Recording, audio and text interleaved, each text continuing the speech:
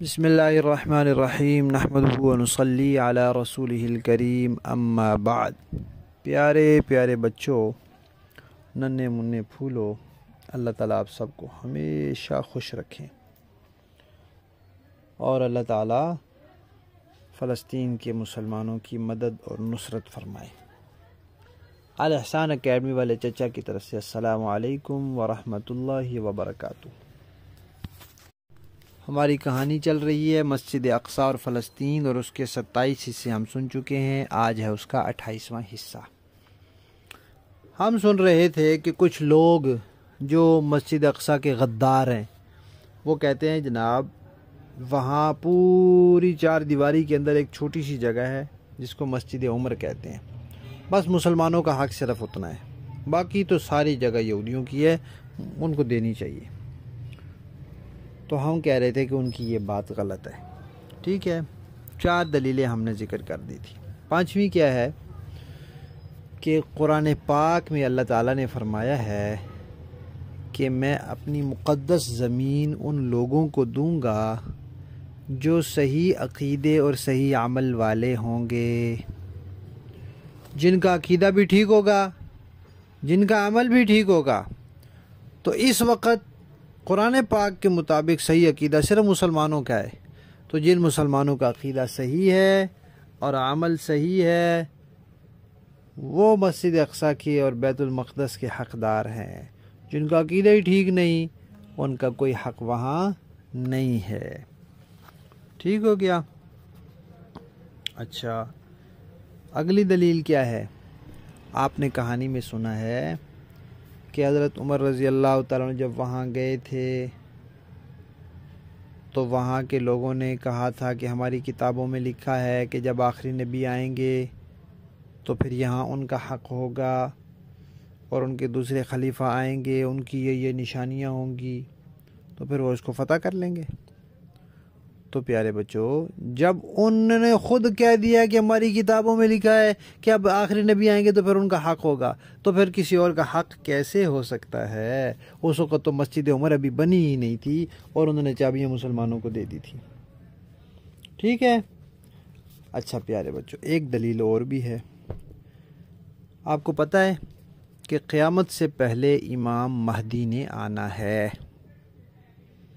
مہدی کے نام پہ کچھ لوگوں نے ایسے جھوٹے قصے بھی بنائے ہوئے ہیں کہ وہ ایک امام تھے، ان کا بیٹا تھا، اس کے پاس ایک بہت بڑا 40 سپاروں والا قرآن تھا، تو پھر وہ جو ہے امام وہ لے کے تو وہ غار میں گھس گئے قرآن لے کے، اب وہ غار میں بیٹھے ہیں اور ہمارے پاس اصلی قرآن ہے ہی نہیں، تو قیامت سے پہلے وہ پھر وہ غار سے نکلیں گے تو اصلی قرآن لے کے آئیں گے۔ یہ سب جھوٹے قصے ہیں، وہ لوگوں نے اس کا نام بھی مہدی رکھا ہوا ہے، تو یہ قصہ ہی جھوٹا ہے، ایسے کی بات ہی نہیں ہوئی۔ اور سچی بات کیا ہے کہ نبی پاک صلی اللہ علیہ وسلم نے فرمایا کہ قیامت سے پہلے میری اولاد میں ایک لڑکا پیدا ہوگا، اس کا نام محمد ہوگا، وہ جب بڑا ہوگا تو اسے اللہ تعالیٰ مسلمانوں کا امام بنائیں گے اور وہ مہدی ہوگا۔ ٹھیک ہے؟ تو نبی پاک صلی اللہ علیہ وسلم نے بتایا کہ وہ جو امام مہدی ہوں گے وہ لڑائی کریں گے، وہ جہاد کریں گے، وہ کافروں کے ساتھ قتال کریں گے، تو ان کا جو مرکز ہوگا وہ بیت المقدس ہوگا، فلسطین ہوگا۔ تو اگر یہاں یہودیوں کا حق ہوتا تو پھر یہ ان کا مرکز تو نہ ہوتا، پھر تو یہودیوں کا مرکز ہونا تھا نا۔ تو وہ جو مسلمانوں کے امام ہوں گے، نبی پاک صلی اللہ علیہ وسلم نے فرمایا کہ یہاں ان کا مرکز ہوگا، تو اس سے پتہ چلا کہ یہ مسلمانوں کی جگہ ہے اور کسی کی نہیں ہے۔ اور نبی پاک صلی اللہ علیہ وسلم نے ایک اور بات بھی فرمائی تھی کہ ایک وقت آئے گا مسلمان ہجرت کر کے یہاں آئیں گے، تو اس سے بھی پتہ چلا کہ وہ مسلمانوں کی جگہ ہے۔ اور پیارے بچوں، آپ کو یہ بھی پتہ ہے کہ قیامت سے پہلے عیسیٰ علیہ السلام نے بھی آنا ہے، وہ بھی آسمان پر زندہ ہیں، انہوں نے آ کے دجال کو قتل کرنا ہے۔